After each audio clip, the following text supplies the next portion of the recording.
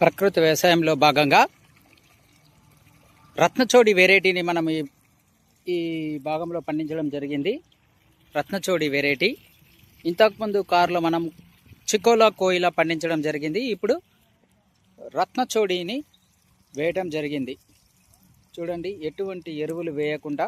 అంతకుముందుకు దీంట్లో మనము ఘనజీవామృతము వేసి దుక్కిలో దున్నించడం జరిగింది. అంతకుముందుకు దీంట్లో వేరుశనగ వేసి మనము దొరికిన కాడికి తీసుకోవడం జరిగింది. మిగతాది మనము భూమిలో వేసి దుక్కించడం జరిగింది. అంటే భూమిలో వేసి ఎందుకు దుక్కించారు అని అనవచ్చు కొందరు, మీకు పైసలు ఎక్కువైనాయని కూడా ఈ విధంగా వీరు కూడా అనవచ్చు. కానీ అది ఏంటిదంటే నత్రజని ఫార్మేషన్ అనేది జరుగుతుంది, అంటే పంట మార్పిడి అనేది జరుగుతుంది. దాని విధంగా మనము దొరికిన కాడికి మనం తీసుకోవడం జరిగింది. మిగతాది భూమిలోనే ఉంచేది.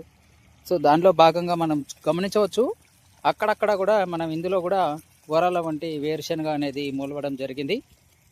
సో ఇందులో ఇది పూర్తిగా సహజంగా మనం పండించడం జరుగుతుంది. సో చూడండి, సో కలుపు ఉంటుంది ఉన్నా కూడా మనము దీన్ని ఏం చేయము ప్రకృతి వ్యవసాయంలో. సో నేను నార్మల్ నరి ఎక్కువైతే తీయించడం జరుగుతుంది, కానీ నార్మల్గానైతే తీయించకుండా ఉండడానికి ప్రయత్నం చేస్తాను. సార్ వచ్చిన కాడికి తీసుకుంటాను నేను. సో రత్నచోడి వెరైటీ ఇది నేను 4వ సారి పండించడం ఇప్పటివరకు ఈ 7 సంవత్సరాలలో. ఈ ఒక్క పంటనే, ఈ ఒక్క దేశీయ వరి విత్తనమే ఇప్పటివరకు అత్యధికంగా నేను పండించడం జరిగింది. దీని తర్వాత నవారా పండించడం జరిగింది.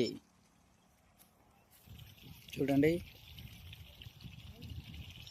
జై హింద్, జై విజయరామ్, జై సుభాష్ పాలేకర్, జై గోమాత.